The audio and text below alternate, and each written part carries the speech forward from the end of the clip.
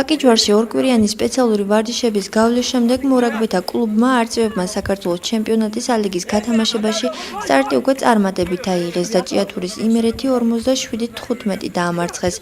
ფიზიკურ მომზადებას კიდევ მეტი აქტიურობით განაგრძნობენ და თბილისის მართვესთან ბრძოლისთვის ემზადებიან, რომელიც 18 სექტემბერს გაიმართება.